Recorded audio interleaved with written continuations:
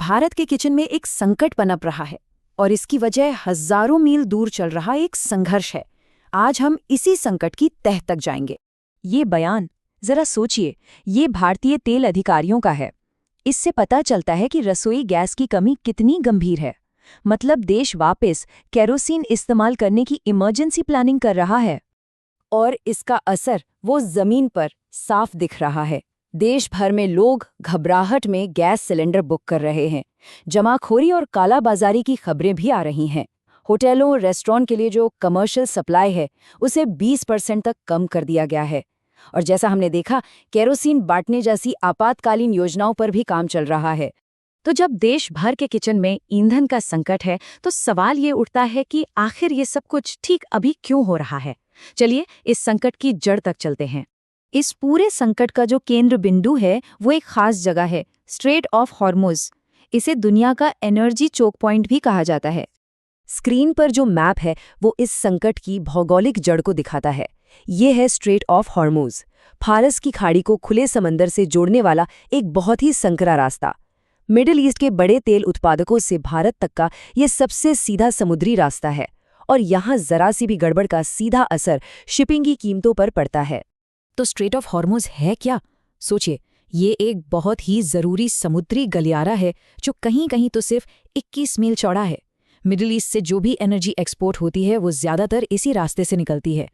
इसकी अहमियत को समझने के लिए ये एक आंकड़ा ही काफी है, 20%। जी हाँ, दुनिया में जितना भी तेल इस्तेमाल होता है उसका 20%, यानी हर 5 में से 1 बैरल तेल इसी पतले से रास्ते से होकर गुजरता है।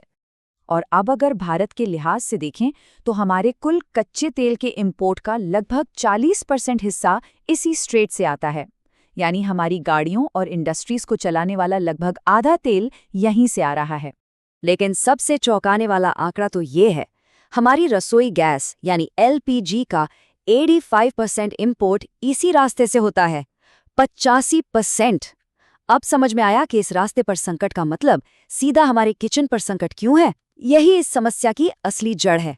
पर यह बात सिर्फ गैस सिलेंडर तक ही सीमित नहीं है। अब देखते हैं कि ये संकट कैसे पूरी भारतीय अर्थव्यवस्था पर असर डाल रहा है। MUFG की एक रिपोर्ट तो इसकी तुलना कोविड लॉकडाउन से करती है। ये एक सप्लाई साइड शॉक है। मतलब वो इंडस्ट्रीज जो ऊर्जा पर बहुत ज्यादा निर्भर हैं, जैसे मैन्युफैक्चरिंग, ट्रांसपोर्टेशन, उनमें अचानक से एक बड़ी रुकावट आ सकती है।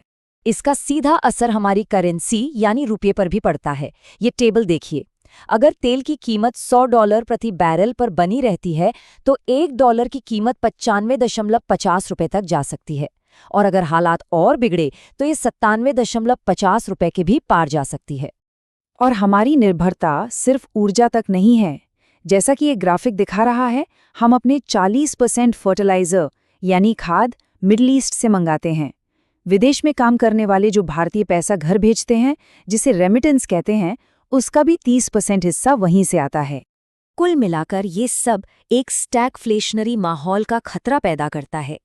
ये एक बहुत ही खतरनाक स्थिति होती है जिसमें देश का आर्थिक विकास धीमा हो जाता है, महंगाई आसमान छूने लगती है और रुपए की कीमत लगातार गिरती है। तो ऐसे में भारत कर क्या रहा है?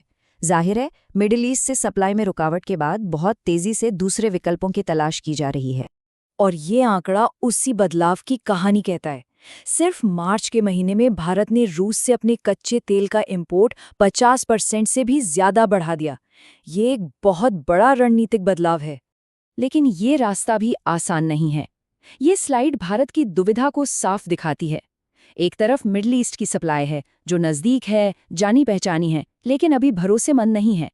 दूसरी तरफ रूस की सप्लाई है जो उपलब्ध है, सस्ती भी है, लेकिन वहां से तेल लाने में ज्यादा समय लगता है और अमेरिकी प्रतिबंधों का खतरा भी हमेशा बना रहता है। असल में ये संकट सिर्फ एक तात्कालिक समस्या नहीं है। इसने भारत की ऊर्जा सुरक्षा में एक बहुत बड़ी और लंबे समय से चली आ रही कमजोरी को उजागर कर दिया है। और ये स्लाइड उस कमजोरी को बिल्कुल साफ साफ दिखाती है। देखिए, भारत के पास कच्चे तेल का स्ट्रेटेजिक रिजर्व लगभग 50 दिनों का है। लेकिन जब बात LPG यानी हमारी रसोई गैस की आती है तो हमारे पास 2 दिन से भी कम का भंडार है। सारी समस्या की जड़ यहीं पर है। सामरिक भंडार का मतलब होता है वो स्टॉक जो कोई देश ऐसी ही बड़ी सप्लाई की रुकावटों से निपटने के लिए रखता है। भारत ने कच्चे तेल के लिए तो मजबूत भंडार बना लिए, लेकिन एलपीजी के लिए ऐसा कोई बड़ा भंडार नहीं बनाया। और यही वजह है कि स्ट्रेट ऑफ हॉर्मुज में जरा सी भी हलचल होते ही संकट सीधा हमारे किचन तक पहुंच गया। तो भविष्य के लिए क्या किया जा सकता है? एक्सपर्ट्स कुछ समाधान सुझाते हैं, जैसे जमीन के नीचे बड़ी बड़ी गुफाएं बनाकर एलपीजी स्टोर करना, राजस्थान में नमक की गुफाओं का इस्तेमाल करना, या फिर पुराने गैस भंडारों को स्टोरेज में बदल देना। और सबसे जरूरी, सिर्फ फारस की खाड़ी पर निर्भर न रहकर दुनिया के दूसरे देशों से भी इंपोर्ट बढ़ाना। तो अंत में ये बड़ा सवाल हमारे सामने है। इस संकट ने भारत की ऊर्जा सुरक्षा की दरारें साफ दिखा दी हैं। अब सवाल ये है कि कोई भी राष्ट्र ऐसी अनिश्चित नींव पर अपने भविष्य के विकास को ऊर्जा कैसे देगा। ये वाकई सोचने वाली बात है।